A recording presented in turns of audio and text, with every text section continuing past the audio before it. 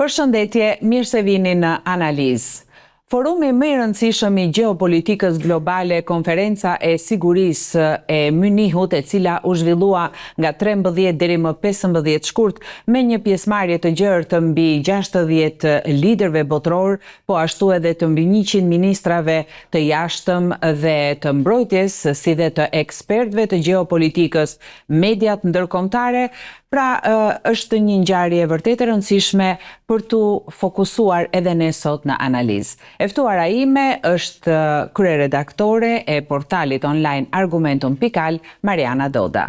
Përshëndetje, Mariana. Do t'jemi bashkë në këtë temë, të cilën të gjitha mediat botërore kanë ndjekur edhe përpara zhvillimeve në të gjitha ato ide apo opinione apo prognoza që mund të zhvilloheshin, sigurisht duke reflektuar edhe edicionin e vitit të kaluar, që në fakt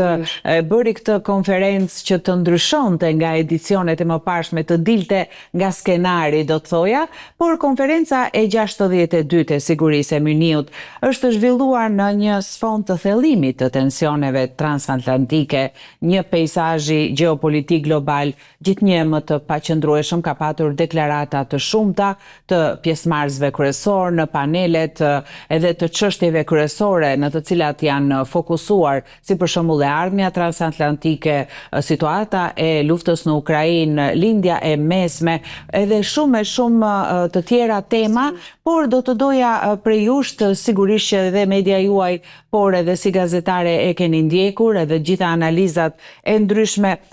Çfarë mund të themi për mesazhet që përcolli kjo konferencë pas përfundimit të saj?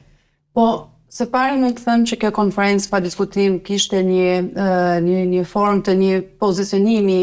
të sigurisë dhe gjeostrategjik të gjitha vendeve të përfshira, dhe sigurisht që do të shikonte në një farë mënyrë se si do të jetë pozicionuar bota përballë disa situatave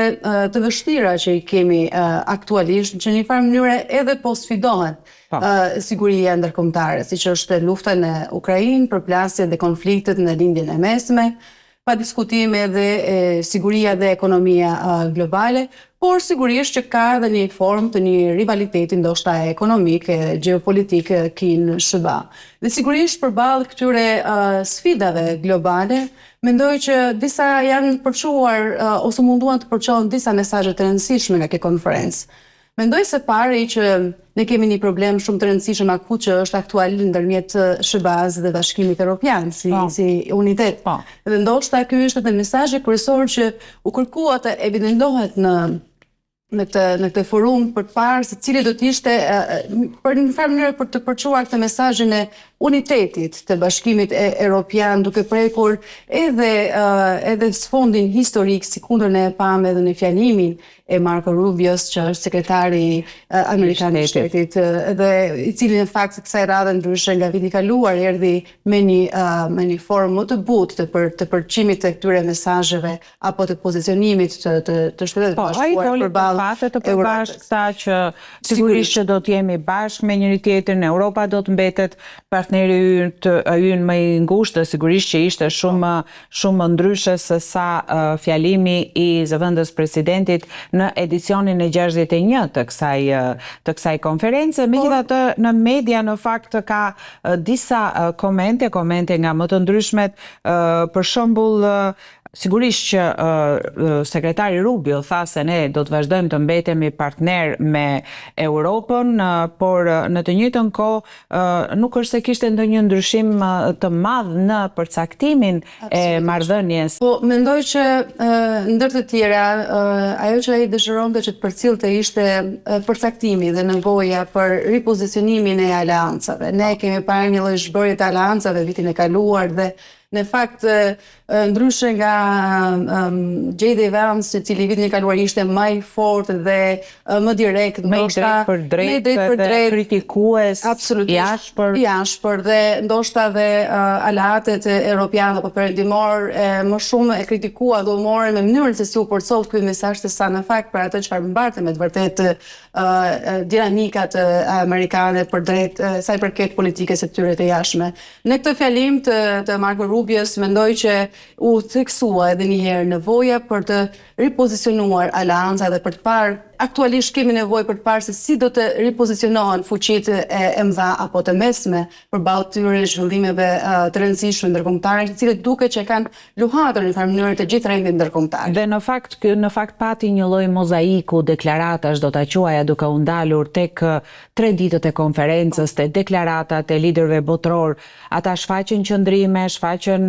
le të themi synime për forcinë të aleancave, apo hodhën dhe ide të reja lidhur me aleanca të reja, do t'i quaja. Për shembull, në një kohë që ka një tensionim të marrëdhënieve të Europës dhe Shteteve të Bashkuara, siç e tha dhe ju më parë sekretari amerikan i shtetit Marco Rubio, tha se SBA-ja dhe Europa i përkasin njëra tjetrës. Kancelari gjerman Friedrich Merz ndërkohë foli për të riparuar dhe ringjallur besimin transatlantik. Kryeministri britanik Starmer u shpreh që vendi i tij duhet ofrohet më shumë me tregun e vetëm të Bashkimit Evropian. Shefja e Komisionit Bashkimit Evropian, Ursula von der Leyen, tha se Europa dhe Britania duhet bashkëpunojnë ngushtë për sigurinë, për ekonominë, për mbrojtjen e demokracive tona, ndërkohë që presidenti francez Emmanuel Macron paralajmëroi se Europa duhet të përcaktoj rregullat e saj të bashkëjetesës me Rusinë, sapo të arrihet një marrëveshje paqe për t'i dhënë fund luftës në Ukrainë dhe që të kufizohet për shkallëzimin e rrezikut.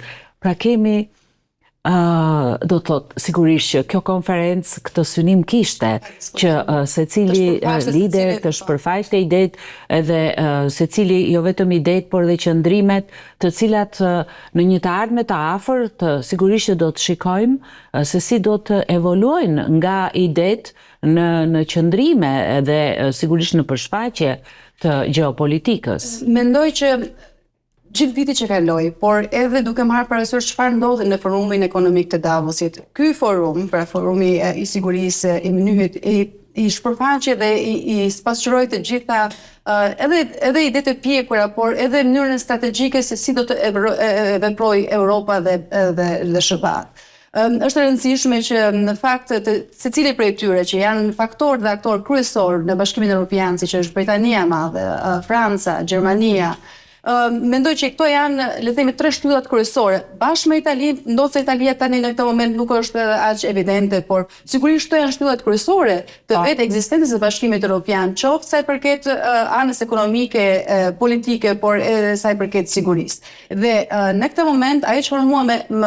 bën përshtypje është fakti që dhe i pam të 3 bashk, pra Starmer, kryeministrin britanik, kancelarin gjerman, por edhe presidentin e Francës, duke treguar një lloj uniteti, e një lloj force që dëshmon jo vetëm partneritetin brenda Europës, por mbi gjitha qasjen që ata kanë për të qenë të vendosur përballë këtyre dinamikave që po vjen gjithmonë në ndryshim sa i përket rendit ndërkombëtar. Dhe ajo çfarë më bëri përshtypje në gjithë këtë është fakti që ka një lloj parafrimi dhe një dëshirë për tu bashkangjitur edhe një herë sa i përket ndoshta formës ekonomike të Britanisë së Madhe me Bashkimin Evropian, se sigurisht ne kemi parë përgjatë gjithë këtyre viteve se Brexit kishte as fakt një projekt i suksesshëm dhe as më tepër një lëvizje duhur. Mendoj nuk u mor parasysh efektet e saj se çfarë do ndodhte në këtë situatë të ngjashme në cilën jemi sot, që ka qenë ndoshta e paparashikuar sa i përket se si do të ishte pozicionimi i Europës përballë SBA-ve, sepse asnjëherë nuk është vënë në pikpyetje kjo marrëdhënie ndërmjet tyre. Shumë e rëndësishme në këtë forum që pati një qetësi dhe një maturi, por edhe u treguan se cilit janë interesat jo vetëm ekonomike, geostrategjike dhe geoekonomike të vetë Europës, por edhe secilit shtet përkatës, se cilët kanë një rol të caktuar në Bashkimin Evropian, por sigurisht edhe në aspektin geopolitik global. Pra, kemi një Gjermani që është e pozicionuar fort, por në krahasim me deklaratat e Francës dhe të Britanisë, unë shikoj një Gjermani që është gati e parafruar faktikisht me SBA dhe mundohet që të bëjë një lloj balance në këtë raport. Dhe mendoj që edhe SBA përkundrejt të Gjermanisë e kanë një lloj qasje më të butë dhe ndoshta më serioze, më të matur. Edhe më të matur, por më bën përshtypje gjithashtu që kohët e fundit, jo vetëm në këtë forum, por kohët e fundit, ose me thënë 2 muajt e fundit, ne kemi parë deklarata të rëndësishme nga presidenti Macron, I cili ka tashmë një qasje më të zbutur përballë Rusisë. Ndoshta këto janë edhe si pasojë dhe si efekt I qasjes dhe në politikën e jashtme të SBA-ve, të cilët duan që të parafrojnë më shumë Europën me Rusinë, por për mua është rëndësishme sa I përket qasjes diplomatike, por edhe për të hapur edhe një herë kanalet e komunikimit me Rusinë, sepse mendoj që është me rëndësi që Europa të jetë pjesë e diskutimeve të rëndësishme sa I përket edhe luftës në Ukrainë, sepse sigurisht edhe presidenti Macron, edhe presidenti Ukrainas Zelenski e përmendi këtë që Europa patjetër duhet të jetë pjesë e përfshirë. Dhe ndërkohë në konferencën e sigurisë të Munihut u mbajtë sesioni Kina në botë, ishte ministri I jashtëm kinez Wang Yi, I cili tha se Kina dhe Europa janë partner dhe nuk janë kundërshtar, sigurisht jo rival sistemik, siç është quajtur. Ai u ndal dhe tek marrëdhëniet Kinë-Shtetet e Bashkuara të Amerikës dhe tha se historia përparon përmes kthesave dhe se këto marrëdhënie gëzojnë perspektivë të shkëlqyer. Kina I ka trajtuar këto marrëdhënie nga këndvështrimi historik me ndjenjë të lartë përgjegjësie ndaj popullit dhe botës saj. Tani, përsa I përket pozicionit të Kinës në një mjedis ndërkombëtar kompleks, sepse multilateralizmi është një fjalë kyçe e politikës së jashtme kineze, shpeshherë e kanë trajtuar, sigurisht e kanë trajtuar edhe në nismat e kreut të shtetit për qeverisjen globale, për qytetrimin global, për zhvillimin, pra të gjitha këto. Por një pikë nëse do t'i shikonim në kompleks të gjitha deklaratat, ka patur interes edhe qëndrimi ndaj organizatës së Kombeve të Bashkuara. Kemi të bëjmë me rolin e organizatës Kombeve të Bashkuara, kështu për shembull krye diplomati kinez I kërkoi bashkësisë ndërkombëtare që të reformohet, të rigjallërohet sistemi OKB-s, por nga ana tjetër, homologu I tij amerikan Marco Rubio deklaroi se OKB-ja nuk ka luajtur pothuajse asnjë rol në zgjidhjen e konflikteve, por ende ka një potencial të jashtëzakonshëm për të qenë një mjet për të mirën në botë. Sigurisht që është mjaft e rëndësishme organizata e Kombeve të Bashkuara, kemi folur edhe vitin e kaluar në analiza për nevojën e reformimit dhe përshtatjes së saj, por ndërkohë kemi të bëjmë me presidentin Trump, I cili ka tërhequr Shtetet e Bashkuara nga 60 organizata të rëndësishme dhe sigurisht edhe puna që po bëhet për krijimin e bordit të paqes, që shumë analistë e kanë parë si zëvendësuese të OKB-s ndoshta. Pra kemi të bëjmë këtu, do të doja të dija opinionin dhe komentin tuaj për qëndrimin e Kinës të shprehur nëpërmjet ministrit të jashtëm në konferencën e sigurisë. Sigurisht e kam ndjekur në fakt me shumë vëmendje fjalimin e tij dhe mund të them që ka qenë pa diskutim një fjalim serioz dhe korrekt për ata shtete që kanë një lloj përgjegjësie globale. Dhe unë mendoj që SBA dhe Kina pa diskutim që kanë dhe peshën e tyre globale, edhe jo vetëm si kombe dhe shtete të mëdha, por edhe për rolin e tyre të padiskutueshëm, qoftë gjeoekonomik dhe politik apo diplomatik që kanë në botë. Dhe sigurisht që ai erdhi dhe gjithmonë e kam theksuar dhe vlerësuar një fakt që vjen nga Kina, që sa herë ne kemi parë qoftë edhe me iniciativat apo nismet e saj të ndryshme globale, siç është qeverisja globale, çka u shpërfaq në fakt edhe gjatë këtij fjalimi si një nevojë, edhe një mënyrë që mund të parafrohet dhe të përqafohet, sigurisht edhe nga shtetet dhe nga vendet e tjera, kryesisht nga vendet europiane, si nevojë imediate në këtë katarsis gjeopolitik apo një këtë lloj transformimi të një rendi nga rendi I vjetër drejt rendit të ri botëror. Duhet të themi që në këtë moment ne jemi në një fazë, mund të them, jo vetëm transformimi, por jemi në një fazë që tranzicioni më shumë, se edhe në këtë fazë tranzicioni pa diskutim që ne mund të presim gjithçka, por është shumë e rëndësishme që të ruajmë të gjitha ato balancat dhe aleatet tanë dhe mendoj që Kina i tregoi edhe një herë Europës, por edhe botës që është e gatshme për të qenë një partnere, një mike përballë qoftë edhe SBA-ve, por sigurisht edhe Bashkimit Evropian. Të gjitha vizitat e zyrtare që ne kemi parë për gjatë këtij viti që dëshmojnë pa diskutim rolin e rëndësishëm ekonomik, por jo vetëm, por edhe të sigurisë që shpërfaq Kina është shumë e rëndësishëm përballë të gjitha këtyre zhvillimeve gjeopolitike globale. Sa i përket OKB-s, ne kemi thënë dhe vitin e kaluar faktikisht në 80 vjetorin e saj që u mbajtën disa sesionet të veçanta në Kombët e Bashkuara rëndësinë e reformimit të saj. Është e vërtet, Marco Rubio, sekretari amerikan i shtetit, foli për faktin që nuk ka patur një eficiencë në fakt, sidomos vitet e fundit, edhe unë e them me bindje këtë gjë, sigurisht e thonë të gjithë politologët dhe njohësit e çështjeve ndërkombëtare, por duhet të themi edhe të një të vërtet që në fakt Këshilli i Sigurimit, sa i vetos të tyre, pra këtyre antarë e shteteve antarë, e kanë përdorur sipas interesave të tyre. Edhe këtë Këshilli i Sigurimit dhe të gjithë veton që i është dhënë, apo këtij pushteti që është dhënë në Kombët e Bashkuara përballë konflikteve të ndryshëm. Ne kemi parë në fakt që kemi shumë rezoluta që kanë dështuar, edhe sa i përket situatës në Gaza dhe në Palestinë, që në fakt kemi parë një veto shpesh herë nga SBA-t. Pra, herë mund them apo nga Rusia. Pra, herë pas here, shtetet e mëdha anëtare të Këshillit të Sigurimit e kanë përdorur sipas interesave të tyre gjeopolitike në këtë proces. Por është e rëndësishme që ne kemi tashmë ndodhemi në 8 dekada që nga krijimi i kësaj organizate, pa diskutim, pozicionimi i sotëm gjeopolitik nuk ka të bëjë me situatën e pas luftës, ndoshta jemi në një situatë sigurisht delikate, por është e rëndësishme, sepse sikundër tha dhe vetë Marco Rubio, janë organizata që janë krijuar nga vetë këto shtete, janë zhvilluar nga vetë këto shtete, janë drejtuar nga vetë këto shtete kryesore dhe pa diskutim është përgjegjësia e tyre edhe një herë për ta ruajtur dhe për ta riformuar në modele të reja. Por unë kam thënë edhe në dalë të tjera televizive që në mënyrë kategorike unë nuk paralelizoj faktikisht bordin e faqes me Këshillin e Sigurimit apo me OKB-n. Por mua, në rast se do doja të bëja një koment të tillë, bordi i paqes përfaqëson në fakt një bord rindërtimi të zonave që janë në konflikt apo në zonat pas konfliktit, siç është rasti në Gaza. Dhe ndoshta mendoj që aty u mor e gjithë zanafilla e krijimit të këtij bordi të paqes. Ajo ishte kryesorja. Në këtë moment kemi sigurisht zhvillime të rëndësishme dhe përpara dhe ne do të shikojmë ndoshta edhe qasjen më të tjeshme të SBA-s, por në fakt unë pash ndoshta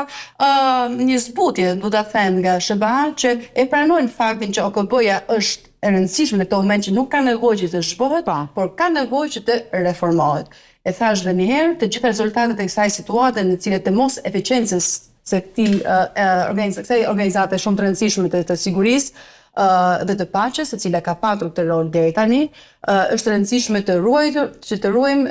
pa diskutim themelet e saj, por për ta përshtatur sigurisht edhe me një dimension të ri gjeopolitik, që është gjithmonë në ndërtim. Dhe ndërkohë, siç e thatë edhe ju, jemi në tranzicion, pra bota është në tranzicion dhe sigurisht që në konferencën e sigurisë në Munich edhe Shqipëria u përfaqësua me ministrin e jashtme Eliza Spiropali dhe me ministrin e mbrojtjes. Në të njëjtën kohë ne kemi të bëjmë edhe me atë çka ministrja e jashtme ka deklaruar që Shqipëria vijon kontributin për forcimin e partneritetit transatlantik tek sa ecën përpara drejt Bashkimit Evropian. Shqipëria do të vazhdojë të kontribuojë për sigurinë e rajonit dhe për forcimin e partneritetit transatlantik dhe në të njëjtën kohë do doja të dija që në këtë periudhë tranzicioni, sigurisht që Shqipëria është një vend i vogël, por ne jemi pjesë e Ballkanit Perëndimor, vende që janë aspirante për antare të Bashkimit Evropian, vetë Bashkimi Evropian po riformatohet dhe sa do të ndikoj Konferenca e Sigurisë në Myni, të gjitha deklaratat e bëra atje në integrimin e Shqipërisë në Bashkimin Evropian? Më bëri përshtypje në fakt që kancelari gjerman Friedrich Merz i dha një johon dhe një rëndësi të madhe Ballkanit Perëndimor dhe këtyre vendeve kandidate për të aderuar në Bashkimin Evropian, ku pa diskutim Shqipëria ka një rol të rëndësishëm edhe duke qenë anëtare e NATO-s, pra rrugtimi i saj euro-atlantik është i garantuar. Është i garantuar dhe po punohet në këtë proces gjithnjë edhe më shumë. Është e rëndësishme që u evidentua në fakt në këtë forum rëndësia e përthithjes së këtyre vendeve, por asa është pozitive për mua është pak negative për vetë faktin se ajo çfarë unë lexova në këtë tokë fjalësh të kancelarit të gjerman tregonte që ka një hezitim ndoshta nga vendet e tjera anëtare për zgjerimin. Ju e thatë, në fakt edhe në pyetjen tuaj që zgjerimi është pjesë e riformatimit. Absolutisht. Por në fakt ka, duke qenë se tashmë jemi përballë reformatimi, reformimit të vetë Europës, dhe vetë Europa nuk e di se cila do të jetë kahja e saj, çësia e saj, se po kërkon tashmë gjithmonë një Europë më të konsoliduar, më të fortë, po kërkon rolin e saj global dhe sigurisht që vendet tona në rajonin Ballkanit Perëndimor ka pa diskutim disa situata mosmarrëveshje që duhet të zgjidhet së pari mes tyre, para se këto të aderohen ndoshta dhe të shpërfaqen në këtë tavolinë e madhe europiane. Pra për mua po është e rëndësishëm fakti që u theksuar nevoja pa diskutim për t'i mbështetur, apo siç e tha vetë kancelara gjermane, jemi tashmë de facto, jemi pjesë e Europës sepse jemi në këtë kontinent, pra jemi në Europën juglindore dhe i përkasim këtij kontinenti. Po kështu edhe deklarata e fundit e Kaja Kallas për Shqipërinë, për Malin e Zi, që tashmë i kanë kryer të gjitha detyrat që por ne nuk fitim edhe një herë se ky vit me thënë që do të jetë thelbësor për të parë se si me të vërtetë do të jetë rrugëtimi ynë, sepse sigurisht ne kemi patur disa premtime, jo vetëm elektorale nga leadershipi ynë, por kemi patur premtime nga të zyrtarët ndërkombëtarë dhe përfaqësuesit e Bashkimit Evropian që ne kemi përmbushur këto kushte dhe ka një klauzolë që ne mund të në 2-3 vite ne mund të bëhemi antar të rinj, ndoshta me kushte të tjera, por ne mund të bëhemi antar të Bashkimit dhe kjo është pozitive. Kjo është një pikë shumë e rëndësishme për ne dhe unë shpresoj që ne ta mbërrim në këtë situatë. E vetme gjë që mua më shqetëson është nëse kemi një precedentim të situatave të tjera gjeopolitike, çka do të bënte që ndoshta zgjerimet të vinte në një plan të dy. Kjo do të ishte një humbje për vetë Europën, pa diskutim edhe për ne, sepse në këtë situatë gjeopolitike, ku pa diskutim po pozicionohen dhe ripozicionohen aleatët, por edhe fuqitë e mëdha dhe fuqitë e mesme, ne duhet ta dimë se ku është pozicioni ynë. Sigurisht pozicioni ynë, i thash, i përket politikisht apo natyrisht Bashkimit Evropian dhe ne jemi në këtë rrugtim drejt integrimit evropian, por është rëndësishme për të parë sa ata me të vërtetë e duan të proces që të përmbyllet me sukses. Sigurisht që thashë një herë roli i Shqipërisë ka një rol të rëndësishëm stabilizues në Ballkanin Perëndimor, duke qenë pra se jemi një kandidat, jemi antar i NATO-s, kandidat për të bërë antar i Bashkimit Evropian dhe përballë të gjitha këtyre situatave të reja gjeopolitike, një Ballkan stabil është absolutisht me shumë rëndësi. Mariana, unë të falenderoj për të gjitha opinionet që ndam në tryezën e analizë. Faleminderit. Të dashur miq, ishte kjo analizë për sot. E ftuara ishte Mariana Doda, kryeredaktore e portalit online Argumentum.al. Ne folëm dhe komentuam konferencën e sigurisë që u zhvillua së fundmi në kryeqytetin bavarez në Myni nga 13 deri në 15 shkurt, të gjitha deklaratat e liderëve botëror atje, pikat kryesore pra ku ajo u fokusua dhe sigurisht një botë tashmë e cila është në zhvillim, e cila po riformatohen aleanca të ndryshme dhe le të shpresojmë se ky event kaq i rëndësishëm i gjeopolitikës globale do të ndikojë së pari në shuarjen e konflikteve, jo vetëm në Europë, por edhe në botë në tërësi dhe të na çojë në një botë më të mirë. Ju falenderoj që qëndruat me analizë. Miru takofshim.